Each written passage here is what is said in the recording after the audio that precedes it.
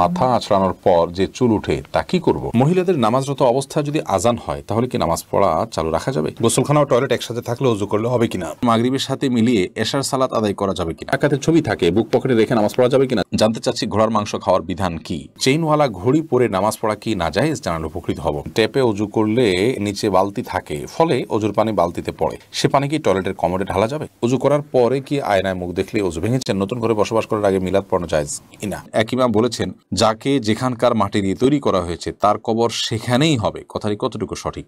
স্বামীর হুকুম ছাড়া বাবার বাড়ি যাওয়া যাবে কিনা? মহর পরিশোধের আগে স্ত্রী যদি মারা যায় তখন স্বামী কিভাবে মহর পরিশোধ করবে? আমি আমার মৃত পিতার নামে যাই সদকা করি তার সওয়াব কি আমিও পাবো? চলুন তাহলে আমরা প্রশ্নোত্তর আলোকিত ভবনে প্রবেশ করি। নাসিরউদ্দিন আপনি লিখেছেন, মাগরিবের সাথে মিলিয়ে এশার সালাত আদায় করা যাবে কিনা?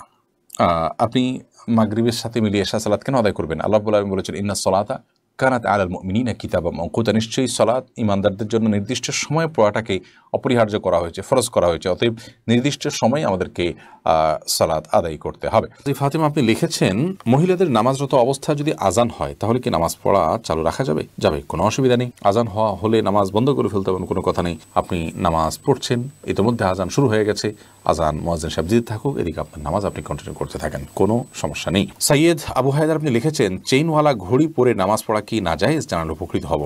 না, চেইনওয়ালা ঘড়ি পরে নামাজ পড়লে যেটা নাজায়েজ হবে এমন কোনো কথা নেই। সাবির ইয়াসমিন জান্নাত আপনি লিখেছেন, স্বামীর হুকুম ছাড়া বাবার বাড়ি যাওয়া যাবে কিনা? আপনি যেহেতু স্বামীর সংসারে থাকেন, অতএব তার সুবিধা অসুবিধা, তার প্রয়োজন ইত্যাদি বিষয় থাকতে পারে, সেই কারণে তাকে আপনি বলে যাবেন। কিন্তু স্বামী আপনাকে আপনার বাবার বাড়ি যাওয়া থেকে বঞ্চিত করে রাখবেন, যেতে দিবেন না, আটকে রাখবেন এবং তার খেয়াল খুশি মতো সে আপনাকে আপনার বাবা মার সাথে সাক্ষাৎ করা থেকে বিরত রাখবেন, সে অধিকার কিন্তু তার নাই। সেটা যদি তিনি করেন তাহলে তিনি অন্যায় করছেন। তবে হ্যাঁ, অবশ্যই আপনি চেইন অফ কমান্ড, একটি ফ্যামিলির পারস্পরিক যে বোঝাপড়া, সেটা যেন ভালো থাকে সেটা আপনি বলে যাবেন, এবং এই বলে যাওয়ার মধ্যে ভদ্রতা, এই বলে যাওয়ার মধ্যে নিজেদের বোঝাপড়া যে আছে সেটির প্রমাণ হয়। বিধায় এটাকে দোষণীয় মনে করা যে আমি তাহলে কি বন্দী হয়ে গেলাম, এরকমটি মনে করার কোনো কারণ নেই। কাজল আইডি থেকে আপনি লিখেছেন, উজু করার পরে কি আয়নায় মুখ দেখলে উজু ভেঙে যাবে? না, কোনো অসুবিধা নেই, উজু ভাঙবে না। এমডি আবুল কালাম আপনি লিখেছেন, মহর পরিশোধের আগে স্ত্রী যদি মারা যায় তখন স্বামী কিভাবে মহর পরিশোধ করবে?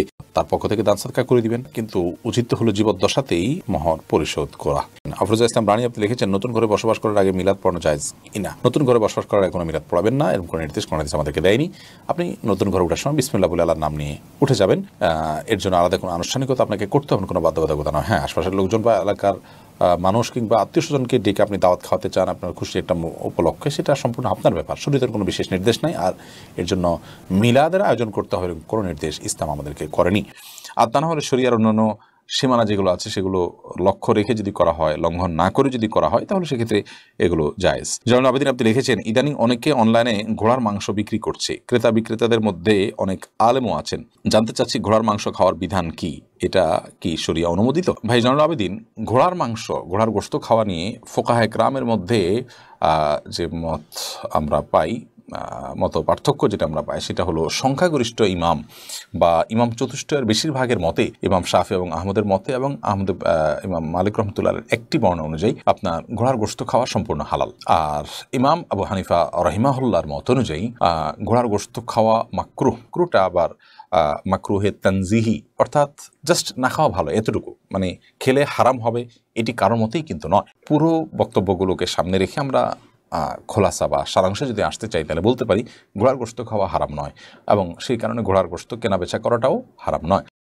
এরপরে নুসরাত মাহি আপনি লিখেছেন, আমি আমার মৃত পিতার নামে যাই সদকা করি তার সওয়াব কি আমিও পাবো? আপনার মৃত পিতার নামে যে সাদকা আপনি করবেন, আশা করা যায় আল্লাহ রাব্বুল আলামিন আপনাকেও এক্সট্রা হিসাবে তার সাদকার সওয়াব দিবেন। কারণ আপনি যেহেতু পরিশ্রম করেছেন, আপনি যেহেতু কষ্ট করেছেন, আল্লাহ রাব্বুল আলামিন সেজন্য আপনাকে বঞ্চিত করবেন না। কারণ আল্লাহ রাব্বুল আলামিন কাউকে তার পরিশ্রমকে পণ্ড বা ব্যর্থ হতে দেন না, যতক্ষণ পর্যন্ত সেটি আল্লাহ সন্তুষ্টির জন্য হবে এবং সঠিক নিয়মে হবে। আফিফ হাসান শুভ আপনি লিখেছেন, টাকাতে ছবি থাকে বুক পকেটে রেখে নামাজ পড়া যাবে কিনা? যাবে, কোনো অসুবিধা নেই, কারণ সেটা প্রদর্শিত হচ্ছে না, ভেতরে আছে।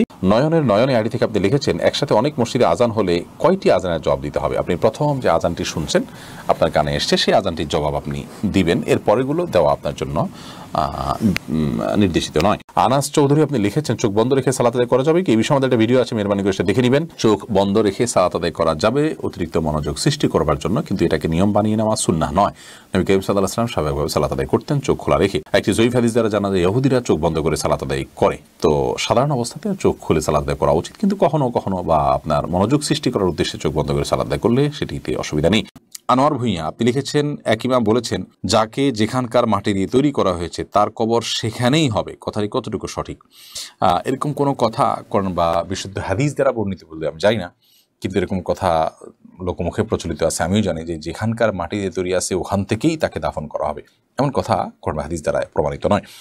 অতএব এটিকে আমরা বলবো এটি সঠিক কোনো কথা নয়। ফাতেমা পলি আপনি লিখেছেন, আমার বাচ্চা ছোট, তাই আমি শুধু ফরজ নামাজ পড়ি, এতে কি নামাজ কবুল হবে? অন্য কারো সহায়তা নিয়ে আপনি সুন্নাত নামাজ পড়া উচিত। মাঝে মধ্যে যদি এরকম হয় যে অন্য কেউ না থাকে এবং আপনি অনন্য উপায় হন, ফরজ সালাত ছাড়া কোনো কিছু পড়ার সুযোগ নাই, বাচ্চা অনেক বেশি দুষ্টমি করে বা কান্নাকাটি করে বা অসহনীয় পর্যায়ে চলে যায়, তাহলে সেক্ষেত্রে করতে পারেন, কিন্তু নিয়মিত এটি করার কোনো সুযোগ নেই। যেহেতু বাচ্চা যখন ঘুমে থাকে তখন আপনি করতে পারেন, বাচ্চাকে ঘুম পাড়িয়ে নিতে পারেন সালাতের সময়, অন্যের সহায়তা নিতে পারেন, অথবা হালকা পাতলা কান্নাকাটি থাকলে সেটাকে সহ্য করতে পারেন। অনেকে বাচ্চার প্রতি এত বেশি মায়া করেন যে বেশি মায়া করতে গিয়ে ইবাদত বন্দেগীর ক্ষেত্রে অনেক ছাড় তিনি দিয়ে নেন, যেটা উচিত নয়। হাফিজ মোহাম্মদ আরিফ বিল্লাহ আপনি লিখেছেন, ঘড়ি কিংবা চশমা পরলে নামাজ পড়া যাবে কি না? ঘড়ি বা চশমা পরা অবস্থা নামাজ পড়া যাবে, কোনো অসুবিধা নেই। শাহিদুল ইসলাম লিখেছেন, টয়লেটে কোরআন আয়াত মনে আসলে কি করণীয়? টয়লেটে কোরআন আয়াত যদি মনে আসে তাহলে সেক্ষেত্রে কোনো অসুবিধা নেই, বিশেষ কোনো করণীয় নেই। মনে আসবে ওটা ভাববেন, ভাবনাতে কোনো অসুবিধা নেই টয়লেটে। তানজিনা বেগম আপনি লিখেছেন, সংসারের শান্তির জন্য কি করতে পারি? সংসারের শান্তির জন্য প্রথমত আল্লাহর বাধ্যতার মধ্য দিয়ে জীবনকে কাটানো উচিত, হারাম কাজ থেকে নিজেকে বাঁচিয়ে রাখা উচিত, এটা শান্তি আসার জন্য প্রধানতম কাজ। দ্বিতীয়ত হলো, কারণ হারামে আরাম আসে না, এই জন্য হারাম থেকে বেঁচে থাকতে হবে।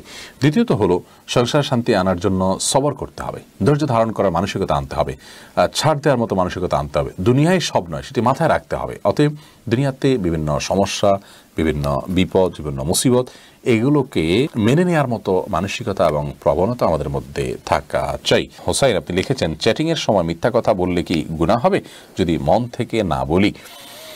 মিথ্যা সর্বাবস্থায় গুনাহ, মন থেকে না বললেও সেটা গুনাহ হবে। এরপরে নাইম নূর লিখেছেন, মসজিদের ভিতরে কথা বললে 40 বছরের ইবাদত নষ্ট হয়ে যায়, কথাটা কি সঠিক? না, এরকম কথা কোনো দেশে আছে বলে আমার জানা নেই। প্রয়োজনীয় কথা মসজিদের ভিতরে অবশ্যই বলা যাবে। নাজমা আক্তার লিখেছেন, মাথা আঁচড়ানোর পর যে চুল উঠে তা কি করব? সেটা সবচেয়ে ভালো হয় যদি কোনো মাটিতে দাফন করবে, এমন জায়গায় ফেলবেন যাতে মানুষের শরীরের অপমান বা অসম্মান না হয়। ময়লার সাথে না ফেলানো উচিত, যদি ফেলে দেওয়া হয় ময়লার সাথে তাতে কোনো বড় গুনাহ হবে ব্যাপারটা সেরকম না, এটা জাস্ট উচিত অনুচিত, উত্তম অনুত্তমের কাজ, শিষ্টাচারের বিষয়। সৈকত খান লিখেছেন, বিয়ের পরে কাবিনের টাকা কমানো যাবে কি? বিয়ের পর যদি স্বামী তার স্ত্রীর সাথে আলাপ আলোচনার মাধ্যমে আপনার মাফ নেন, কমানো তো আর যাবে না, যা ফিক্স হয়ে গেছে তা। স্ত্রী যদি কোনো কিছু মাফ করেন তাহলে আল্লাহ তাআলা সে সম্পর্কে বলেছেন, ফাকুলুহু হানিআম মারিআ, তাহলে সেটা তোমরা ভক্ষণ করতে পারো বা ভোগ করতে পারো। স্ত্রী যদি বলেন যে ঠিক আছে আমি তোমাকে ছাড় দিলাম, আপনি দিতে পারেন না, সামর্থ্য নাই, আপনি তার কাছে ছাড় চাইলেন, সে যদি ছাড়টা দিয়ে দেয় তাহলে সেটা ভোগ করতে পারেন। বাট এর মানে এই নয় যে মোহর পরিবর্তন হয়ে গেছে, মোহর যা ছিল তাই, সে হয়তো মাফ করেছে আপনাকে, জাস্ট এটুকু আপনি করতে